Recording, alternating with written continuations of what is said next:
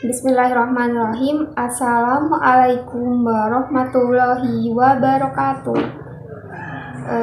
Salam sejahtera bagi agama lain.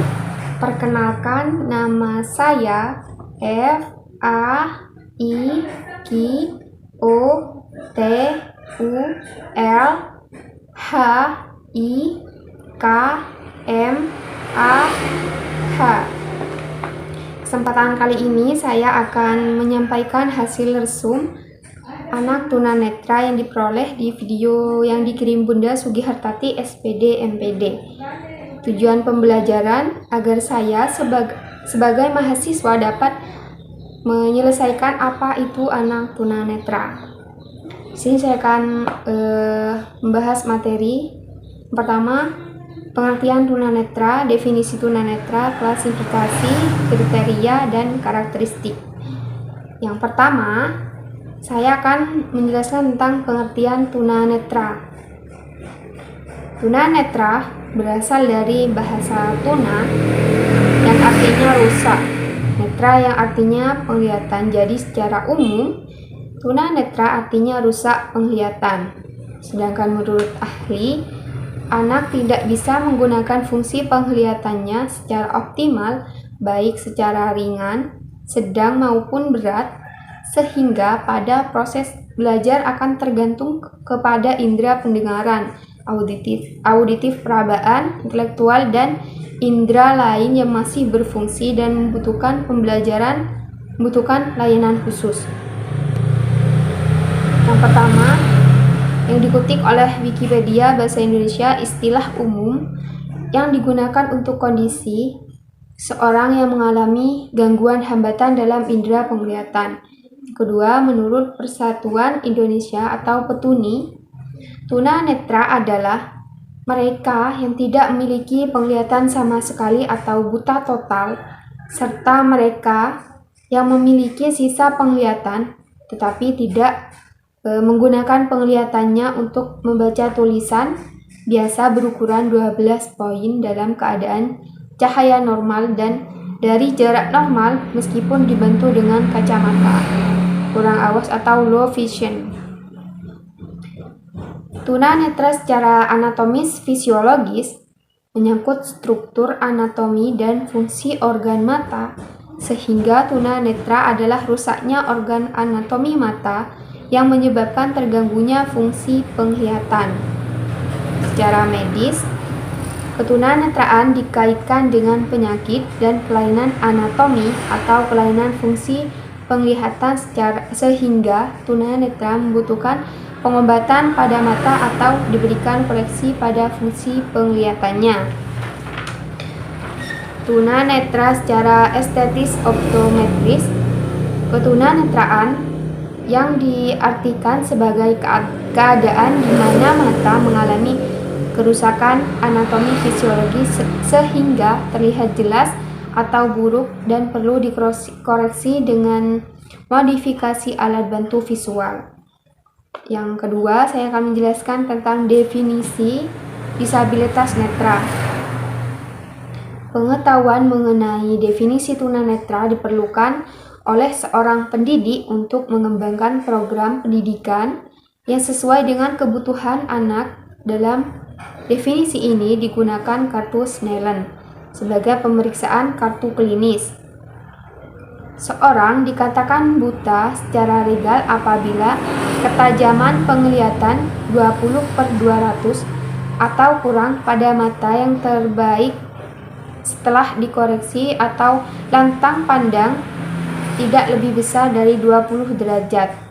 Dalam definisi ini, 24 adalah jarak di mana ketajaman penglihatan, sedangkan 200 dalam definisi ini menunjukkan jarak di mana orang dengan mata normal dapat membaca huruf yang terbesar pada kartu Snellen.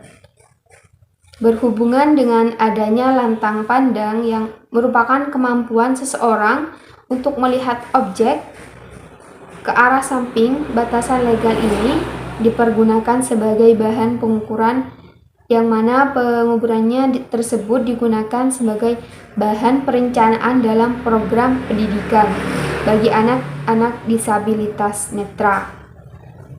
Dari penjelasan ini, maka seseorang dikatakan buta total apabila seorang tersebut pergunakan kemampuan perabaan dan pendengaran sebagai saluran utama untuk belanja, dan kemungkinan seseorang tersebut memiliki sedikit persepsi cahaya, persepsi bentuk, atau sama sekali tidak dapat melihat atau buta total. Kesimpulannya yaitu intinya seseorang dikatakan buta apabila pergunakan kemampuan perabaan dan pendengaran sebagai saluran utama dalam belajar.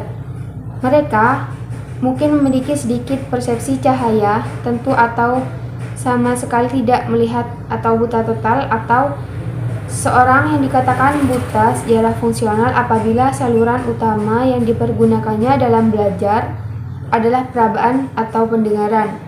Mereka dapat memperoleh informasi tambahan dari lingkungan. Dalam kategori ini biasanya menggunakan huruf Braille sebagai media membaca dan memerlukan orientasi mobilitas.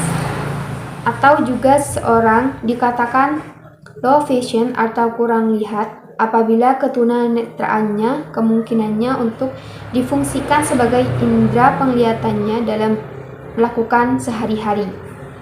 Dalam belajar, menggunakan saluran utama yang dipergunakannya dalam belajar adalah menggunakan alat bantu baik yang direkomendasikan oleh dokter maupun bukan. Adapun jenis huruf yang digunakan sangat bervariasi, tertentu pada sistem penglihatan dalam alat bantu yang dipergunakan. Yang ketiga, saya akan bahas tentang klasifikasi tunanetra secara garis besar dibagi menjadi 3. Berdasarkan waktu terjadinya ketunanetraan, berdasarkan kemampuan daya penglihatan, dan berdasarkan pemeriksaan fisik. Pertama, saya akan menjelaskan tentang berdasarkan waktu terjadinya ketunanetraan, yaitu tunanetra sebelum dan sejak lahir, yakni mereka yang sama sekali tidak memiliki pengalaman penglihatan. Tunanetra setelah lahir atau pada usia kecil, mereka telah memiliki kesan-kesan serta pengalaman visual tetapi belum kuat dan mudah terlupakan. Tunanetra pada usia sekolah atau pada masa remaja, mereka telah memiliki kesan-kesan visual dan meninggalkan pengaruh yang mendalam dalam proses perkembangan pribadi. Tunanetra pada usia dewasa, pada umumnya mereka yang dengan sengaja kesadaran mampu melakukan latihan-latihan penyesuaian diri. Tunanetra usia lanjut, sebagian besar sudah sulit mengikuti latihan-latihan penyesuaian diri. Yang kedua, berdasarkan kemampuan daya penglihatan. Tunanetra ringan, detective vision atau low vision, yakni mereka yang kehilangan sebagian daya penglihatan hanya dengan menggunakan kaca pembesar, mampu mengikuti pendidikan biasa, atau mampu membaca tulisan yang bercetak tebal. Tunanetra berat atau totally blind, mereka yang tidak sama sekali bisa melihat. Yang ketiga, berdasarkan pemeriksaan klinis. Tunanetra yang memiliki ketajaman penglihatan kurang dari 20 sampai 200 atau memiliki bidang penglihatan kurang dari 20 derajat. Tunanetra yang masih memiliki ketajaman penglihatan antara 20/70 sampai dengan 200 dan dapat lebih baik melalui perbaikan. Yang keempat, saya akan menjelaskan tentang kriteria disabilitas netra. Kriteria disabilitas netra dibagi menjadi 4 aspek, yaitu pertama, kemampuan melihat. Kemampuan melihat dari segi kemampuan melihat dibagi menjadi 2, yaitu buta total atau blind dan kurang penglihatan atau low vision. Buta atau blind, ketunanetraan ini terdiri dari buta total atau totally blind, yaitu mereka tidak dapat melihat sama sekali baik gelap maupun terang. Memiliki sisa penglihatan atau residual vision adalah mereka yang masih bisa melihat antara gelap dan terang. Kurang penglihatan atau low vision, jenis-jenis ketunanetraan ini terdiri dari lack perception, hanya bisa membedakan gelap dan terang. Lack projection, dapat mengetahui perubahan cahaya dan dapat menentukan arah sumber cahaya. Tunai vision atau penglihatan pusat, penglihatan tunanetra terpusat 20, sehingga apabila melihat objek hanya melihat bagian tengahnya saja. Peripheral vision atau penglihatan samping, sehingga pengamatan benda hanya terlihat bagian kiri. Bagian bercak pengamatan pada objek pada bagian-bagian tertentu yang tidak terlihat. Yang kedua, kemampuan terhadap persepsi cahaya. Tidak ada persepsi cahaya atau no light perception, ini adalah buta total. Memiliki persepsi cahaya light perception, pada kasus ini biasanya mereka masih bisa melihat bentuk tetapi tidak dapat membedakan. Misalnya, tidak bisa membedakan manusia itu pria atau wanita.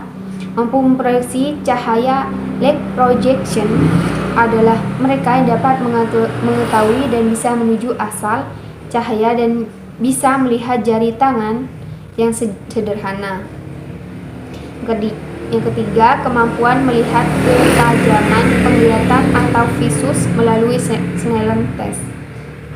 Kemampuan melihat ketajaman penglihatan atau visus melalui Snellen test, tingkat ketajaman 20/20 feet sampai 20/50 feet pada tingkat ketajaman penglihatan ini masih diperoleh di golongan tunanetra taraf ringan dan masih dapat mempergunakan mata relatif secara normal.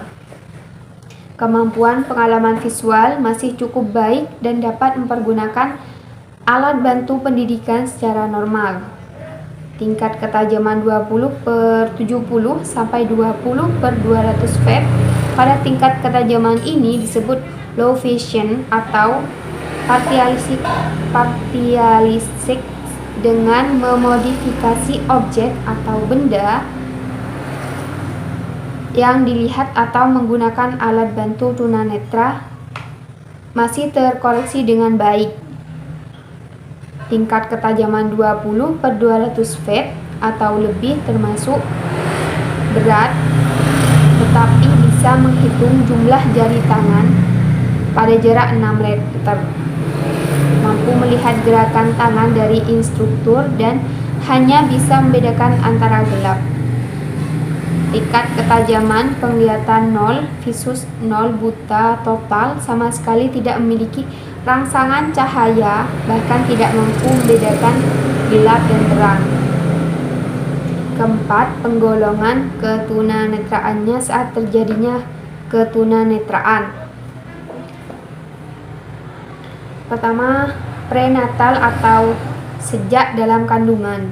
Hal ini terjadi pada kasus ibu hamil yang menderita penyakit menular ke janin saat hamil, terjadi keracunan makanan atau obat-obatan ketika sedang mengandung.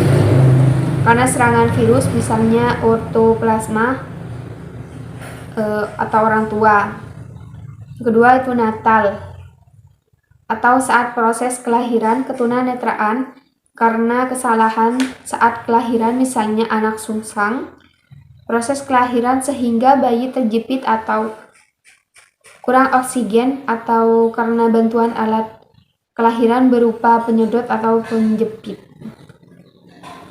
Postnatal atau setelah kelahiran, kelainan dari bayi hingga dewasa. Hal ini misalnya kecelakaan, benturan, trauma listrik, kimia, suhu atau sinar yang tajam, bisa juga keracunan penyakit akut yang diderita. Di sini saya akan menyampaikan karakteristik disabilitas netra. Karakteristik fisik seseorang yang mengalami hambatan dalam penglihatan, baik itu buta total atau totally blind maupun kurang penglihatan atau low vision, akan berdampak pada terganggunya perkembangan motorik. Terlambat dalam perkembangan motorik, terutama pada kontrol otot kepala, leher, dan otot-otot tubuh. Adapun keterlambatan perkembangan motorik tersebut di atas, ciri khas fisiknya adalah buta total. Bagi seseorang yang tergolong buta total, mereka tidak memiliki kemampuan normal seperti orang awas. Misalnya ditandai dengan bola mata kurang atau tidak berkedip dan tidak bereaksi pada cahaya.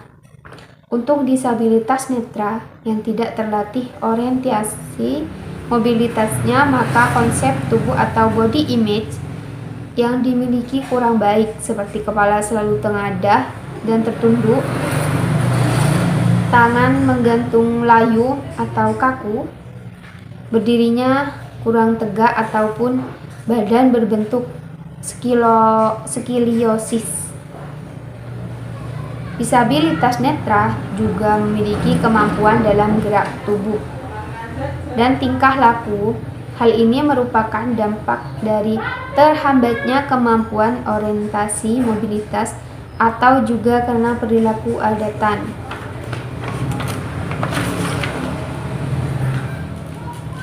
Kurang penglihatan. Jadi, disabilitas netra yang tergolong dalam low vision, mereka akan berusaha mencari upaya rangsang. Dikarenakan disabilitas netra pada kategori ini masih memiliki sisa penglihatan. Dalam upaya mencari rangsang tersebut, maka terkadang perilakunya tidak terkontrol, seperti mengerjapkan mata, mengarahkan mata ke arah cahaya ke suatu objek dengan sangat dekat, ataupun melihat objek dengan memicingkan mata, bahkan membelalakkan mata. Karakteristik psikis buta total.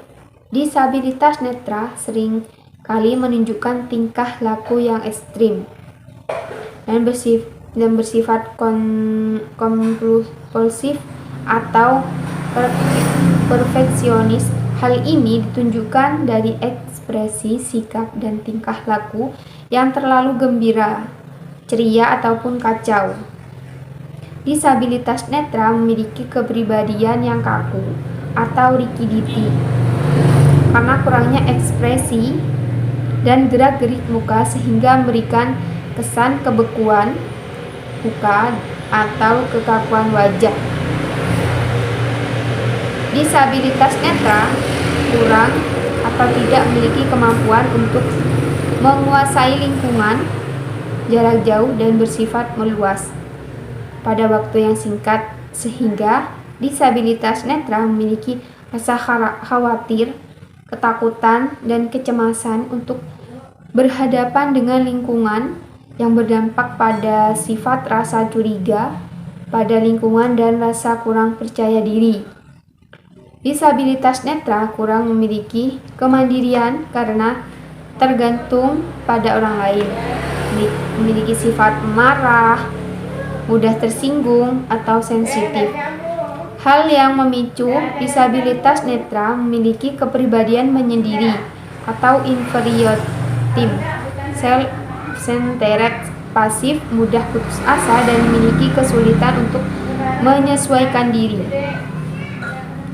Karakteristik psikis kurang melihat atau low vision.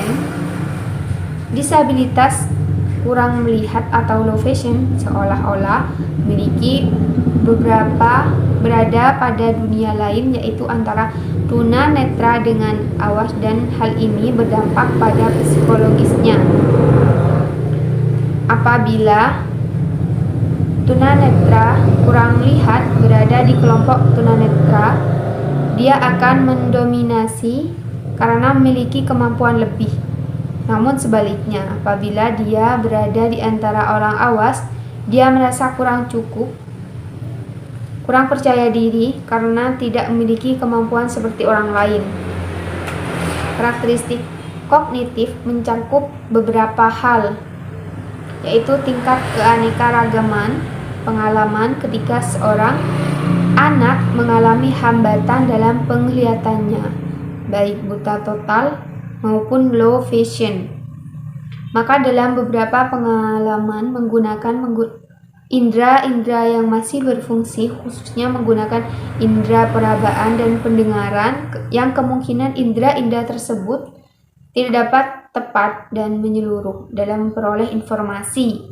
Misalnya, mengenai ukuran warna dan hubungan ruang yang sebenarnya, seperti halnya ketika informasi tersebut di atas diterima melalui indera penglihatan yang dapat mengakses informasi secara keseluruhan dengan cara melakukan kontrak dengan benda selama dia melakukan eksplorasi tersebut, dan beberapa benda terjatuh terlalu jauh untuk dieksplorasi, bisa seperti bintang, bulan, dan sebagainya, dan yang terlalu besar seperti bukit, gunung, dan yang membahayakan jika diteliti seperti api.